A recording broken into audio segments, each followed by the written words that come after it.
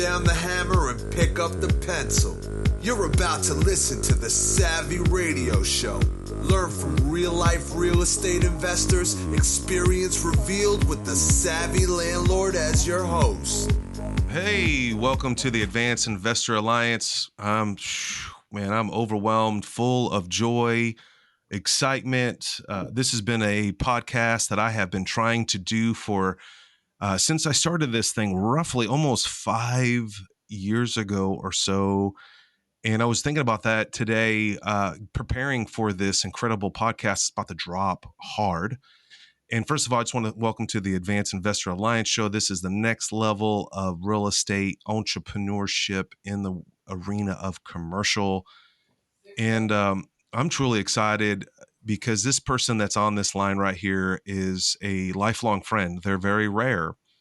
And I would love to just do this mini introduction of how I met Mr. David Torres. Some people would say Dave. And I met Dave. I wrote the book, The Savvy Landlord, in 2011. That's how long I've known this guy. And on 2012, I was fortunate to go to Beer and Pancakes at a Millionaire Fast Lane meetup. And Dave was there. And I think, Dave, did you get a copy of the book at that time? I can't remember. No, I didn't get a copy of the book.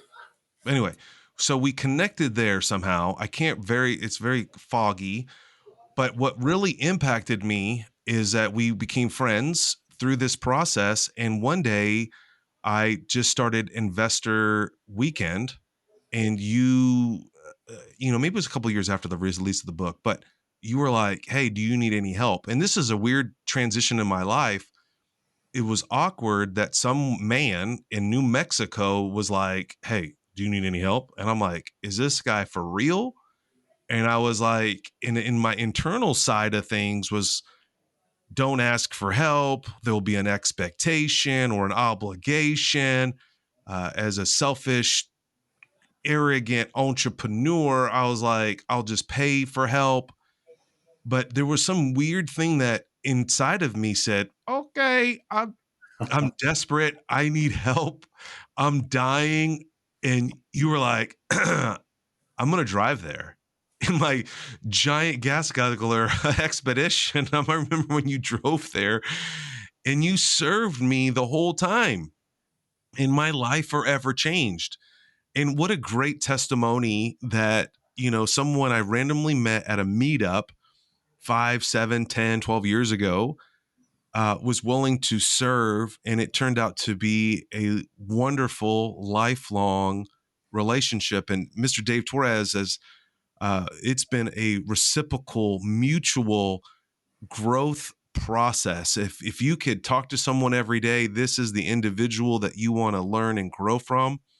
And it's been a just super blessing. And, just chatting with Dave just 3 minutes ago about our life journey, about the struggles of getting from zero to hero, from broke to having an enjoyable lifestyle, and not knowing what to do. And you, Dave, you gave me this quote. I didn't know what path to get on, but I got on a path. And let's start there. And I know I just messed up that quote that you just told me that you created, but you've been on a entrepreneurial real estate path for how many years now? So I bought my first rental in 2013. And then I went to the Beer and Pancake Summit. I don't know how I got the Millionaire Fastlane book, but I found it, and I wanted to be around those people that were entrepreneurs and that were in the fast lane, right? Because I was totally in the slow lane. I was working as a government contractor, and everybody there hated their life. They would always complain. And I'm like, man, I want to be the owner of the company for this business. I mean, I don't want to be the in the slow lane for my entire life. So, just part of the path for me was I didn't know what to do. So I just got on the path of going to the Millionaire Fastlane Summit. Mm. And there is where we met. I'm like, hey, I'm real estate, you're real estate. Um, and we got lunch together, and you seemed to have something that I wanted. Um, you were like the coolest guy in my mind. Uh, you were like Mr. 100 Houses, or I don't know, however At many that houses. time, yeah, probably somewhere around there. And that's what I wanted, right? Mm. So I'm like, well, what can I do to get around these people? I mean, what can I do to get around him more? And that was what led me to going to your to go and serve you at the at your Investor new weekend. Yeah, that was Investor weekend. um, So let's let the cat out of the bag real fast. Think about ladies and gentlemen that are listening to this. Dave Torres has eclipsed me in net worth, in acquisitions, and I am so giddy for you. I mean, the deals that this man on this other side of the world is doing blows my mind every time. I mean, do you ever thought that you would ever? I mean, you had one house in 2013, and now you're doing like 30,000 square foot builds, industrial park, grow facility that you just finished out for. I'm not a grow facility. I mean, yeah, you have one of those for somebody. I mean, like, I just want to go over all your assets, but the question is, did you ever knew that it would this path that you've been on to get to this point? you know, in my mind, I always wanted to be get into the commercial arena, and I thought that would be. I thought that would be with multifamily, but what I learned as I got into it was that I didn't really like managing stuff where people lived. And I'm like, man, if I can get into something that's triple net that I don't have to manage people, then that's where I want to be. So this journey, when you started in 2013, and I know I've been there this whole time kind of with you, and you struggled with management with that mini unit, 8 unit you had, and you were pulling your hair out and just the confusion. Let's dial back a little bit. So when you started in the real estate, you had an idea that you wanted to go to commercial. So you really did. You just didn't know how to get there. So you just started in single family. Is that what Right, you're saying? Okay. right. So That's let's the go. that's the hop on the path, right? Okay, so you're on this path, but okay, so let's give some listeners some perspective here. You you dominated for you had a meetup group, you were wholesaling, and then you got into this land business. So what's your transition from this first rental property, and why did you just try to buy and hold? What was your end goal was to get into commercial. How did you get into flipping, or were you getting into flipping and then wholesaling, or wholesaling? Tell me what your train of thinking was on that. So before I bought my first rental, um, I have this really close friend in Utah, and he owns 13 homes free and clear. So I went up to visit him, and we went around collecting rent. And he's like, Dave, I was a stockbroker and I was very successful in that, but I've never made more money than when I have been buying and holding houses. And now I've got these 13 homes that are paying me. At that time, I think it was like $15,000 a month net, and I can kind of do whatever I want and live comfortably. Mm-hmm. Um, so I was like, man, I want that. Um, so I was So, broke. so that's like the MJ DeMarco part where he saw the Lamborghini and he's like, it's possible. Yeah, I mean, Defining moment, right? yeah, You're like, I can do this. It didn't seem out of reach. 15 cribs, right? Is that what you said? 15 houses or something, somewhere around yeah. there? So that was my original goal was just get 15 houses It's awesome. and have them free and clear. um, So I didn't have any money. I was working a day job, and I didn't know how to get there. Like, how do I get this first down payment? Um, and what happened was, because I was working as a government contractor, there was an auction at the Air Force Base, um, and I went, I bid, and I won the auction, and I got like literally a semi load full of used government electronics. And I'm like, all right, well, what do I do with this stuff? I had no idea an oscilloscope was, but apparently an oscilloscope from 1985 is worth like 1,000 or 1,500 bucks on eBay.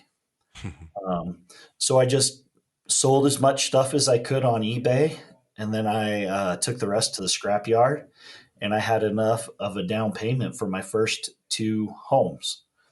Wow. That's so cool. Yeah, but then I had a problem, and my problem was I ran out of money, right? Hmm. And there were no more auctions going on, and I'm like, well, now what do I do? Um, and I So your was, driver at this point was like, I need more cash to buy more houses. you got it exactly. Um, and just randomly, I was cruising Bigger Pockets, and somebody recommended this random real estate agent, um, In New and Mexico. in New Mexico. And I remember, it was a Saturday morning, and we had just had our first kid, and we drove down to his office, and he said, "Hey, come meet me." Um, and we drove down to his office, and we had a quick meeting. And he had been in flipping, and he had moved into the commercial arena, but he was still selling homes, um, helping people buy and sell homes. So I'm like, man, this guy knows what he's doing. um, so from there, I put my first house under contract. I didn't know how I was going to pay for this thing. It was a HUD home. And I'm like, all right, man, how am I going to pay for this thing? Um, so I went and got my first private investor. And luckily, my mom had enough capital to um, to help me out with this. So I said, "All right, mom, here's the deal. Um, what we're going to do is you can buy the house, you can pay for the renovations, and I will do all of the management. And what's going to happen is, if when we sell it, I'll split the profits with you 50-50. And if I lose any money, then I'll make that up and pay you back." And she said, "Okay." Um, so I did it, and we made $15,000. So we split $7,500 each. And I said, "All right, well, this thing works pretty good." So I started buying more houses, and at that time, I'm sure you remember, you could just buy houses on the MLS all day Mm. long that would work as HUD flip. houses too. Yeah. HUD Yeah, houses. HUD houses all day long, right? Mhm. So I bought the next house, and I flipped it. And so then I bought two houses, and then I was doing two houses at a time. And at that point, I was like, man, I'm making way more money here than I am at my day job. So at some point, I think about 2015, I decided to leave my day job. Um, and, I was flipping and flipping and flipping. Um, Now, at that point, you had one child, you're married. How was that conversation with your wife, Becky? Was it awkward? Was she saw the money? I know she has a law firm and she's successful in her right and she does her thing. What was that conversation like? Hey, by the way, I'm going to quit my job. That creates a sense of fear in a lot of ladies' lives. Just curious. I mean, not to be weird on ladies, but I'm just saying, like, their main driver is security, and you're like, whoop, I'm not doing it anymore. How was that conversation? what's really interesting is, it was never a real issue for us in our relationship. Um, she's just always had this implicit trust in me. And, I've shown over time that, I can manage money and I can make money. Mm. Uh, so she's always trusted me. And, that goes up to today, I just bought a $400,000 asset and we didn't even talk about it before. Um, it was something that Awesome. I had to move quick on, and she was just cool with it. I In a mean, crazy auction. yeah, We yeah, should talk about that deal. That's pretty remarkable. But so, okay, you got that going. So you went full time now. You're like, okay, so this is around 2015, 5 years before COVID.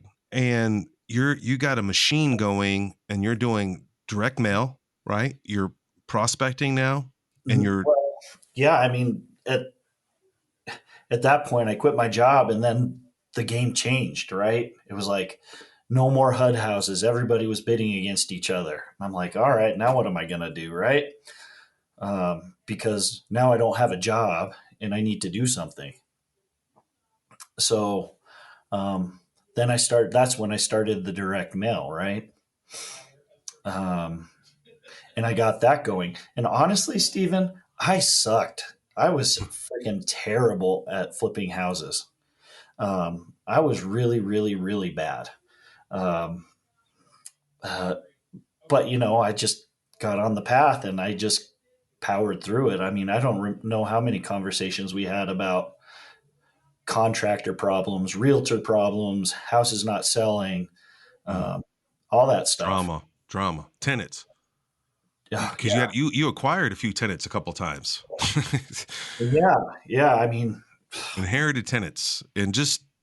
But the one thing that a lot of people don't know that I learned from you was an inherited rights, the foreclosure rights. And let's go into that for a few minutes. You had to pivot, right? So you had to yeah, pivot from the HUD housing, which with MLS and realtors were great and helpful. Now those are all dried up. Then you said, okay, I'm gonna put the foot to the pedal. I have to work now in this space. So you do the direct mail. yeah. And our cost per acquisition went from like 1,000 to 2,000, all the way up to $8,000 to $10,000 because everybody wanted to be a wholesaler, right? Yeah, like today. Yeah, It's even worse today. So yeah. then, so then you figured out, how'd you figure out redemption rights? How did you come into that play? Because that was a big bulk of your business at this time. Again, ladies and gentlemen, at this point, he's still in single family. You haven't done a commercial deal yet, have you? First commercial deal was in 2020.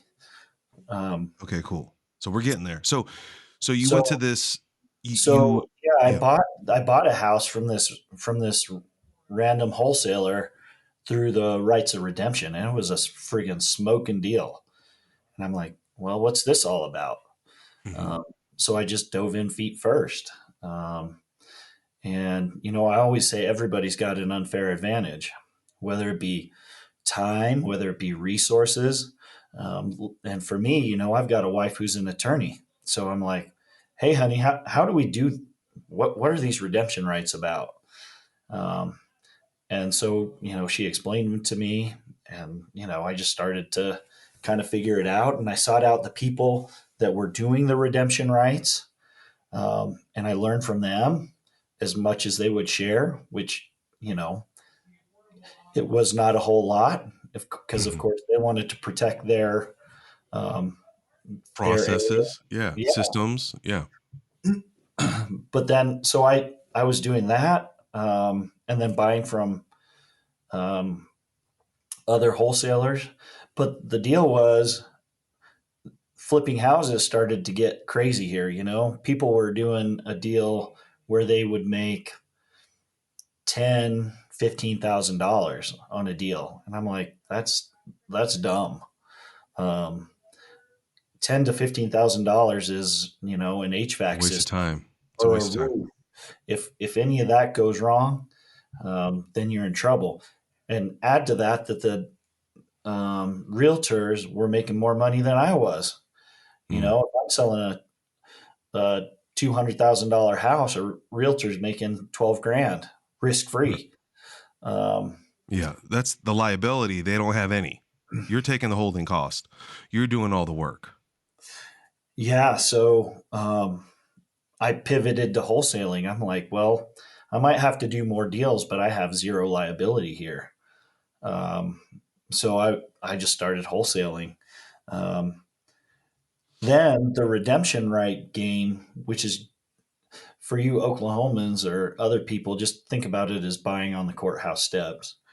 That changed because a hedge fund from Vegas came in and they started buying. So we were paying between a thousand. A typical redemption right would cost between $1,000 and $5,000. And we could pay that once everything was done and we knew that the sale was going to go through. Well, this hedge fund rolls into town and they've got all kinds of money. And they started paying $10,000 hard Mm. right from the beginning. So the game changed again, right? Um, and they were just doing so much volume that, and they had so much money that they could really spread their risk out over hundreds of deals. Um, so I'm like, man, I don't want to be in this crowded space. Um, and at that point in time, a friend was doing some spec home building, and he's like, "Hey, Dave, I really, I did really well on the spec home build." And I'm like, "Hey, tell me more about that." And he told me more, and he was like, "I wish I had more land." I'm like, "Interesting." So from there, I took the skills that I had acquired over the years, um, and, Wholesaling, marketing, and wholesaling, negotiations, marketing. So it was never in vain. I mean, that's the one thing I think a lot of people get confused is that, this pivoting, this process only made you better and refined your processes, which I think was very critical in your land business, which you still have functioning today. yeah, and to be honest with you, I was not very good at any of those processes. I don't want to sit here and pretend like I was a superstar. I sucked really, really, really bad. The one skill that I did have was rapport building. I'm really good at mirroring people and figuring out what their need is. Um, but overall, I really sucked at the marketing, the follow up, the um, getting mail out consistently and on time. Um, I was bad. Um, but It's just funny when we would meet every week. You had spreadsheets and KPIs. You were organized, and like it drops on Monday. And hearing you talk this way is just counter of my mindset of you. And I've seen you grow from you know 2 or 3 lots to you have 100 lots now uh, open from three, not having a website yeah, I've to got having a full army of people working full time. yeah, I've That's got 300 lots right now. I had 300 for sale or Maybe owner financed, or is that just open market right now? that's what I have available. Maybe 350. I don't know. But the point is, I was really bad at it. And yeah, I had KPIs and I had all this stuff. Um, but I sucked. And I didn't really figure it out until 2020 ish. So I'm 7 years in the game and I'm just grinding and Dying. dying all the Full-time time. job. Full-time job here. Full-time. And you lost a key employee at that time. You had a general manager kind of that was acquisitions and dispositions, and then you were training young acquisitions guys that were disappearing. And Do uh, you remember that call where I was locked in my office and she was that chick was girl, yeah, or that lady. employee, Property manager, property manager was banging on the door. threatening you for your life. Yeah. And I had you and somebody, you were hanging with somebody, and I had you guys on speakerphone, and I'm like, what do I do Call here? the police. I'm trapped. They're gonna shoot me or beat me up or slash my tires.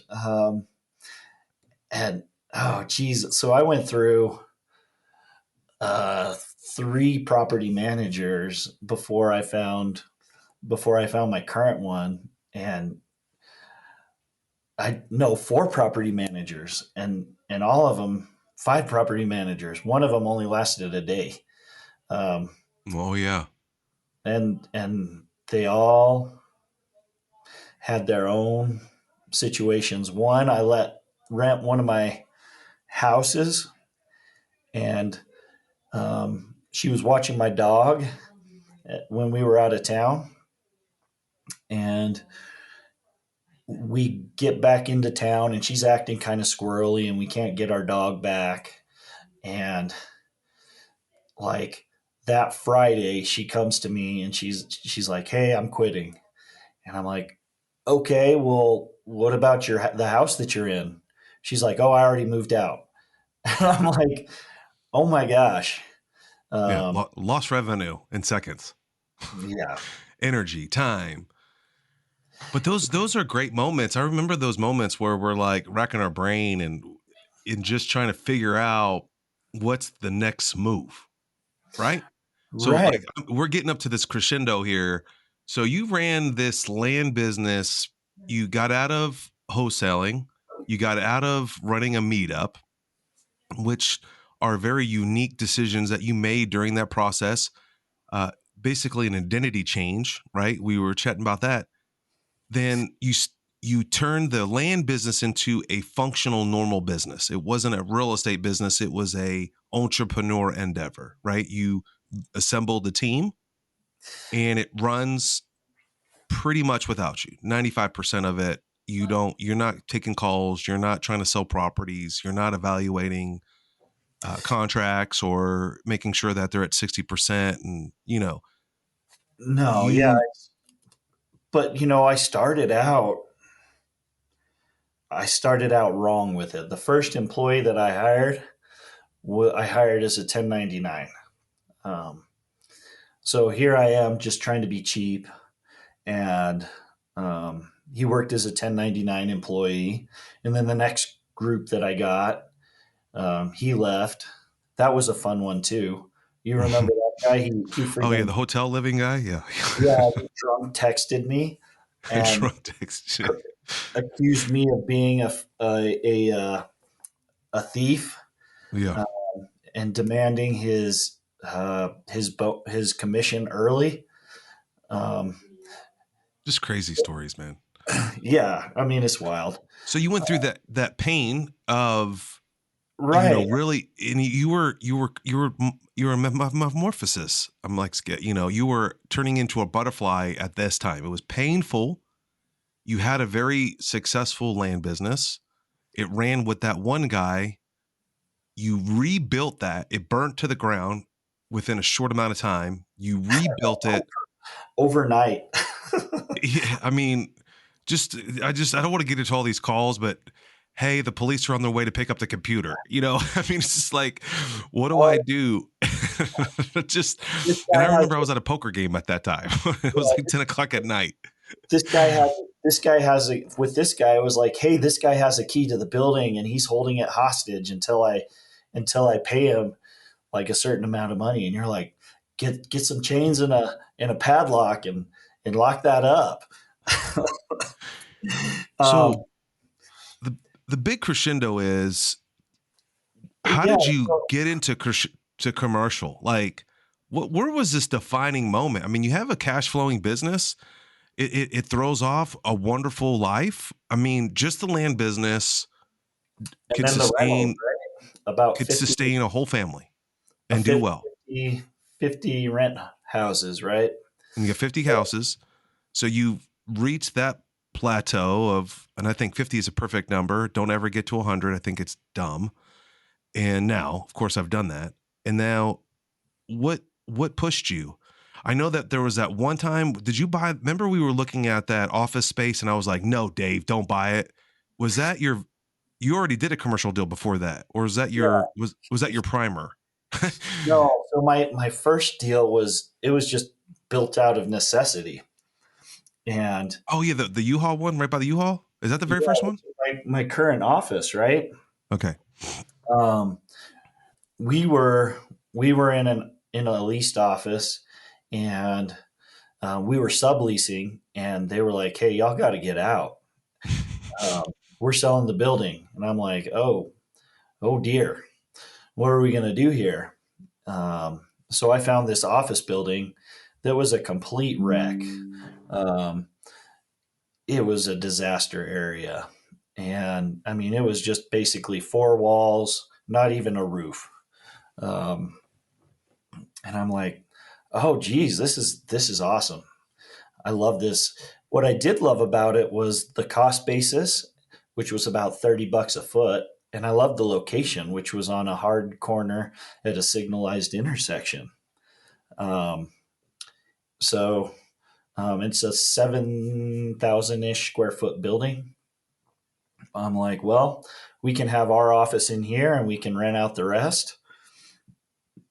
And, it's going to be amazing. And so I bought it, and this was, I closed February of 2020, um, Right before COVID. right before COVID, like the month before. Um, so we started renovating it, and And you had hell. Let's get into the contractor stuff, oh because my this is gosh. where the cowboy construction Oh yeah. epiphany came. Cowboy construction epiphany came. Yeah, I had this guy named Pepe, and he was just a guy with a truck, and I had used him on a lot of flips, and he was all right, but he wasn't a finisher. Um, so I'm like, oh well, I'm just going to fix this building up. Well, it's not something that you can just do. You need permits, you need architectural plans, you need all this stuff. Um, so I had to learn about all of that process, and we had all that drama with the architect. Um, Yeah, and the guy disappeared, billed you $10,000, or you paid him 10,000, and he disappeared, and then he came back later, wanted more money, and held you hostage. Uh, 30 days have gone by. This is when we learned holding cost at the 10th degree. yeah, Thank God you bought the property right. so the deal was um, he quoted me one price, and then he came back and he said, "Oh, I can't do it for this price. It's going to be way more. Um, and here's your bill." And I'm like, "No, that's not what we agreed on." Um, and yeah, so we had to deal with that, right? Um, and that sucked. And you got it. You learned a lot about pre-leasing. You learned a lot about, how'd you finance that building? Let's just, because that's a question a lot of people would want to know. How'd you finance it? It's just private money. I mean, I had zero track record, and with The commercial commercial, space. Yeah. yeah, you need a track record, right? I mean, that's the most important thing with banks. They want to see completed projects. Um, so I just used private money to finance the whole thing, and luckily, my lender they financed most of the build, and they financed the purchase, and then they were okay with getting all their interest back on the back end of the deal. So I didn't have any holding costs. Yo. Okay. Um, It cut out there. They did most of the build, your private lender. oh yeah, they did most of the build and all of the purchase. So and then they held off the interest till the back end. So I didn't have any payments during that time. So And you cut your teeth on that deal, and it was a lot of learning curve. yeah, and what I learned most about this was that the most important thing is is the asset itself. Um, Even back in 2020, everybody was saying, "Oh, geez, the office is dead," and nobody is going to be nobody's going to go back into the office. And um, what I did before I bought this building was I looked around, and what I kind of discovered was in my particular submarket there was no office that was leasable. And then I looked at the stats, and there was like 2% vacancy in this submarket. And I'm like, well, there's nothing to lease here. So I'm just going to go ahead and buy it because people will want to lease it. And what ended up happening was there's an insurance agency that was looking for some space, and there was a chiropractor, and the agency is like a Medicare insurance agency. So, for the demographic that they're serving, the 60 plus, they are used to coming in somewhere. They want to see a real location. And for the chiropractor, it's not like he's going to work out of his house. Um, so there are certain um, industries that are going to be in person no matter what. So I got lucky with that, and Well, I got yeah, it turned out to be it's a gorgeous. I mean, you refaced it, you repositioned it. I mean, it's a it's a textbook slam dunk in the commercial space for sure. You created value instantly, and I was awesome to view it and to tour it. So you got your feet wet there. The numbers are a lot bigger. How'd you digest that? From flipping a $50,000, $100,000 house, now you're moving into the $400,000 or $500,000. Well, I mean, it's probably worth 800 now. Office space. I think you acquired it for like 300,000. yeah You I had bought 100,000 in rehab, and then you got burned. You yeah lost another 50 in there somewhere. I bought it for 250, and I was like, oh geez, This I'll is a get home the run. rehab done for 150, maybe 200. $400,000 later, um, I went to refinance it, and the bank appraised it at 1.35 million. Double. So you have 650 in it, and it appraised for 1.3. Yeah, So your and whole world just changed. You just created $600,000 in equity, just like that on one transaction. That's a whole lifetime of single family. yeah, I mean, at my old day job, that's 12 years of salary, Come on, and it's preach it. like, where and how could I live and save all of my salary? So it was life changing, right? Right. So that was that huge defining moment. Plus, it was really cool because you're an owner operator, right? So that's always, I think, a good move too. Is when you really, I think it reminds me of my very first commercial deal. I was an operator. I purchased a warehouse space to move my office there. What a great transition.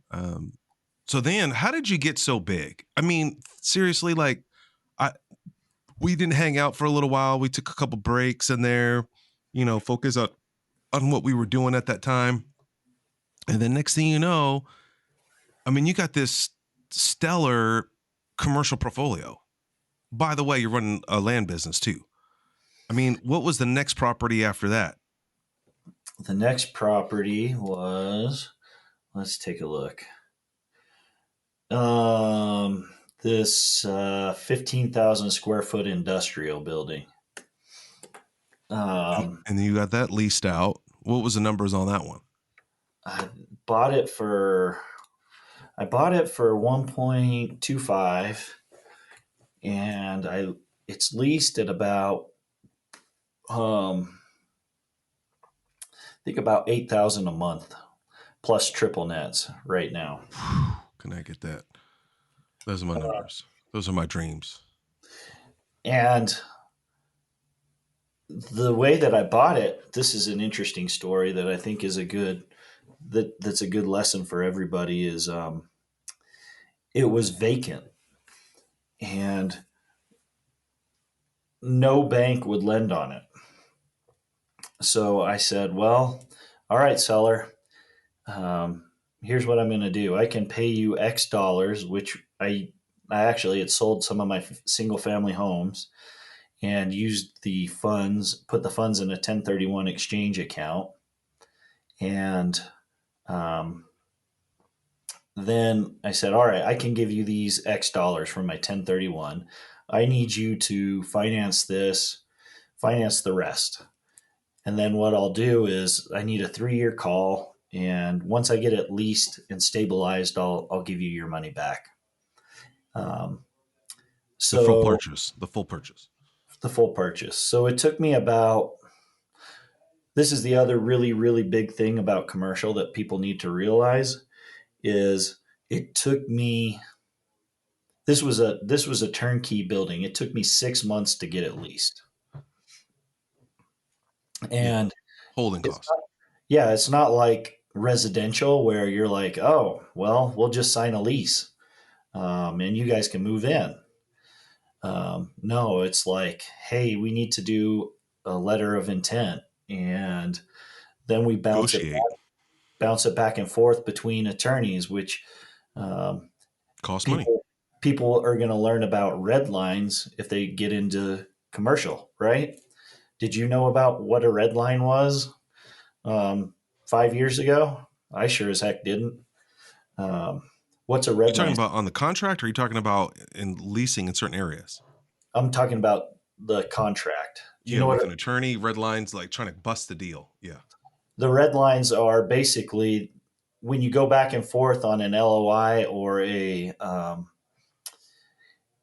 lease, the attorneys cross through things, change things, and in Microsoft Word, in track change, if you turn on track changes, it shows where all those changes are, because that's the only way that attorneys can see what things have changed in the document. Um, so they bounce those back and forth. An LOI gets bounced back and forth maybe 4, 6, 8, 10 times, working out all the deal terms.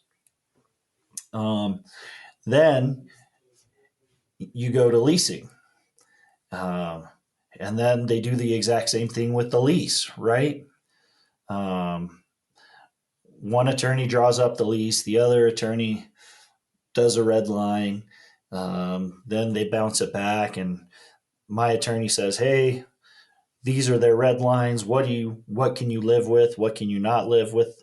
And then they bounce it back, and then it just goes back and forth. So a typical lease can take 2 to 3 months to negotiate. Yes. I know that for a fact. So And keep yeah, going. so that's one major difference between residential and commercial, and that's another lesson that I'm learning right now. Um, one of the buildings that I bought last year, 1 year ago, um, I am still 50% vacant on it, and um, it just takes forever to get the leases put in place. But the benefit is you can get a 5, 10 year lease. So once they're in, they're in. Yeah, that's locked down. And especially if it's a triple net lease, it's maintenance free and management free. So okay, so now where are you at with your portfolio? How many commercial buildings? And then you decide to build during this process as well, which I think is just even more brain damage.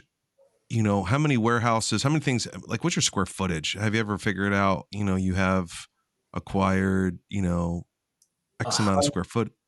147,660 square feet. So there you go. Over 100,000 square foot commercial space. And then tell me about this new build, and that you're building a strip center, right? Have you gotten that pre-release? Did you get Trek in there? I want some No. free stickers. Um, so, I mean, I would prefer to buy something that was already built, but there's nothing that's available right now that meets my buying criteria. I want to buy something that is in a prime location, um, that's under replacement cost. Um, so meeting those require and that cash flows. Yeah. Prime Welcome to location, the 6% cap rate that doesn't cash flow. yeah. Prime location, under replacement cost, cash flows. If I can hit those three metrics, then it doesn't matter what's the economy's doing, really. Um, those three metrics give you an edge over everybody else because going in that your basis is lower than everybody else's, and you can lease for cheaper. Right. Um, And your cash flow. I mean, which I think is critical. yeah. So you're already at an advantage over everybody else who's building new. Or Uh, vacant. yeah. So the deal was though, I don't know. I've always had this dream of building, right? I thought it would be like super cool and to have my own development. And there was nothing available to buy at this time. And I'm like, all right, well, how am I going to continue to grow? Um, so, the next natural evolution was to build. Mm. Um, so right now, I've got an 11,000 square foot medical strip center, and I've got a 16,000 square foot metal building, industrial site that are within a month of being completed. Together. Yep. Separate locations. And you have two sites, and you're building that much. Yep. And what's funny is I came to visit Stephen, or I told Stephen about this dream of developing, um, and building these industrial, because this industrial stuff was really amazing to me, right? I learned to love it. And I told Stephen, I'm like, I want to build something. And he's like, hey, guess what? I've got a friend here in Oklahoma City that's building, that's got this development. So I hopped on a plane. I said, Stephen, can we go see him? And you're like, yeah. So I think I hopped on a plane the next week, and we went out and visited the site. And I stole the design from him, um, and just built pretty much an exact replica of what he was building here in Right. New Mexico.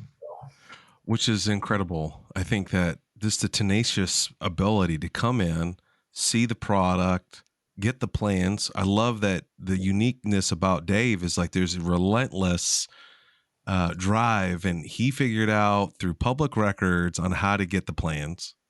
And my friend probably would have gave it to him, but I'm just saying it was just he didn't want to waste that guy's time, or just this is what I want to do, and you accomplished it. And that leads us. We're running out of time. That leads us to you're coming back to Oklahoma City April 27th, right? Yep. And you're going to kind of teach us some of these things that we've chatted about: acquisitions, jumping from one to the next. And you're going to visit that other site, right? I mean, where it all started in Oklahoma City. Well, we've already been back. We've been back twice, and this will be the third time. So and this time you're going to bring like photos, like, look, Brody, you inspired me, and I did it the exact same thing in the other part of the country. Oh, I've already sent him pictures. How did he respond? he was just so happy for me. And That's awesome. that's the funny thing about successful people. Some people might be like, "Oh, you Ooh, stole, you stole my stole plan. you stole this idea that's mine."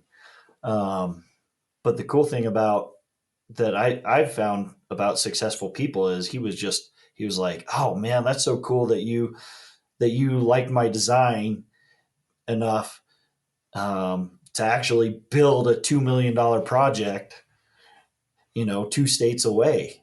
And, I'm so happy for you that that you've got it built and you've got it leased and, it worked out well. It's an And honor. let me know if there's anything else I can do to help. I mean, who does that? It's an honor. And that really just sums up our whole point of why we started Advanced Investor Alliance is for that thing. We needed to be cheering each other on. It like-minded people in the same space of mental growth. I mean, I was hot and excited about that industrial space, and that's kind of not where I'm at right now. That's one of my goals and dreams to build. I have the land. Right now I'm working on entrepreneur endeavors, and I think there's a time and a place, and I think we're all at different points. I remember we were working so hard on your land business, like that was the end, right? We're going to get this thing humming and we're going to go to Angel Fire. It's just like, and it's so cool to see, all that led up to being a full-time commercial real estate investor and never looking back. I mean, your journey is just epic in my mind. And I love that I remember when we first met, you only had $600,000 in assets and you doubled me. I mean, and I'm not mad. I'm like, let's triple that deal. Why not? That's what I think real friendships and real relationships should do. This is an area that I want to grow in, and I love calling you and, hey man, I'm thinking about purchasing this car wash. No, why would you do that? Or you're thinking about buying a tax business. This is how we could structure it. And, that last acquisition I did with the wedding facility, Dave, you were an intricate part in the, structuring the liability. Do you really want to own a wedding facility? Do you have the time and the capacity? I mean, that's what this organization's about just helping each other reach each other's goals. And it's just an honor that you're going to fly in and drop some serious knowledge. Do you know what you're talking about when you come on April 27th? So ladies and gentlemen, if you're hearing this podcast today, you may only have a couple more days. So it's in Oklahoma City, 6:30, Metro Tech, Oklahoma City. Go to advancedinvestoralliance.com and give us a sneak peek. What do you think you're going to drop? Like, Yeah, it's just going to be more in-depth information about how I pivoted from residential to commercial, and really kind of opening up the kimono on what are the real numbers for these types of deals, and how do you finance it? Where do you get the money? If you borrow private money, what kind of a rate are you paying? terms. Yeah. How Yeah. do you That's work, awesome. how do you work with banks? Like what does a bank want to see? Um, you and me, you've taught me um, what the package needs to look like, right? Right. There's a real science to what the bank wants to see. How you present your assets and your um, personal balance sheet and Yeah. all of that kind of stuff. It matters because We need to do a class on that. I literally hung out with an incredible investor yesterday that has a ton of diverse assets, and he wants to liquidate 3 stores. And it was just interesting that he acquired all this assets and is a multimillionaire and really didn't even know what a performer was. And I was like, he just knows how to buy deals. And I was like, he just didn't know how to sell those deals or package those deals up so they can get the highest. And I think there's so much to learn in this business. It's not that easy, right? It's just not. I mean, I'm excited to learn more of the financing side. I mean, using private money is a favorite point in my world, but just, getting to that point when is enough and then getting real commercial money and then building. Cause did you use private money for both those new builds? It's all bank. That's bank. It's all bank financing. Yeah. That's going to be exciting. And Well, yeah, I will dive into using 1031s to help finance and build your portfolio, all of that stuff. yeah, man, I'm excited. So if you're around Oklahoma City, Thursday night, April 27th, I'm telling you, and then we're going to go out to dinner afterwards. I know you go to bed early, but we've already got, like me, I go to bed at 9, but we have a place reserved for this really cool swank patio place that we're going to kick it with you afterwards. We're going to take you there. All right. Yeah. Any questions you guys have after the meeting? We'll move it on. I will tell you anything and everything. That's awesome, man. I appreciate your heart and the willing to give and to help young investors grow their portfolio. It's baller. All right. Thanks for listening to the Savvy Radio Show. Glide online and listen to our other motivating episodes at savvyradioshow.com. Connect on Twitter @LandlordBook and always be buying assets.